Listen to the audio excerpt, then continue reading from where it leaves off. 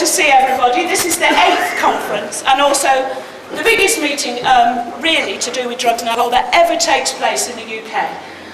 And so it's a powerful, proud and wonderful meeting, and I am very, very honoured to chair the first session. I'd like to talk just a little bit about everybody.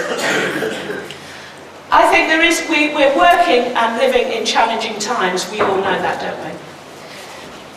But the challenge is to get it right for everybody, and everybody in this sector to me means abstinence, still using, harm minimisation, families. It also means the professionals.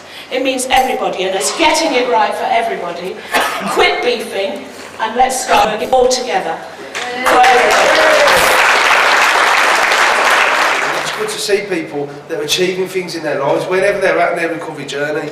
My own personal journey is 12-step, or whatever you do. If you go and hug a tree and it improves your life, bless that tree. So I just want to say,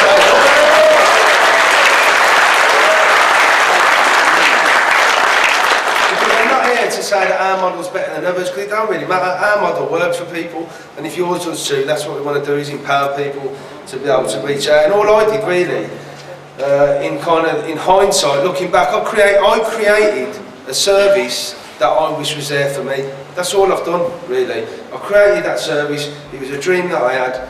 I was supported and encouraged, and I just took a gamble, and I went for it.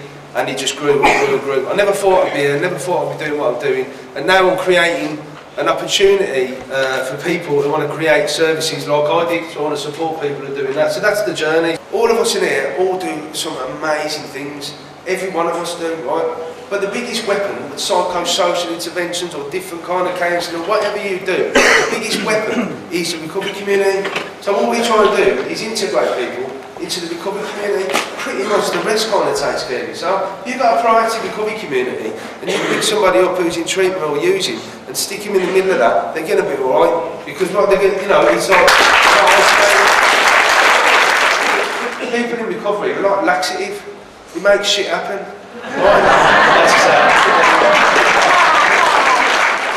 Build on Belief sees recovery as getting a life.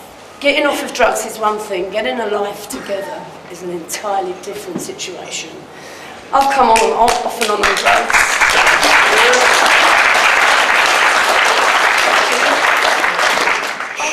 We never turn anybody away. We don't care how many times you failed at treatment. I couldn't tell you how many times I did. We're there. We're second, third, fourth, fifth, and every chance you need we give you. And the main point of my story, which I want to get across to you, is I did all this while I was still scripted.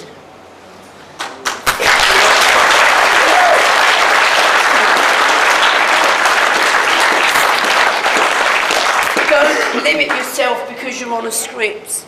If you're stable and you're scripted, you can do anything you want to do with the right support. One of the first things that we found in Fleetwood was a lot of people were being left in alleyways when they overdosed, dragged into gardens and things like that.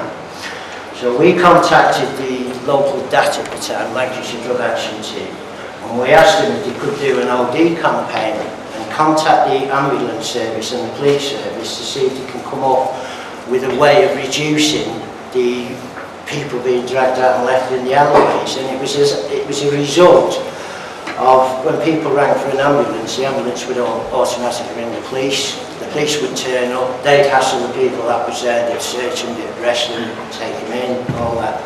So people were just being left. And eventually we managed to get the protocol in place whereby the ambulance service didn't automatically ring the police service when an OD was phoned in. And I can honestly say, hand on heart, and this is brilliant achievement, that as of today, we haven't had anybody left in our community in an alleyway, in a garden.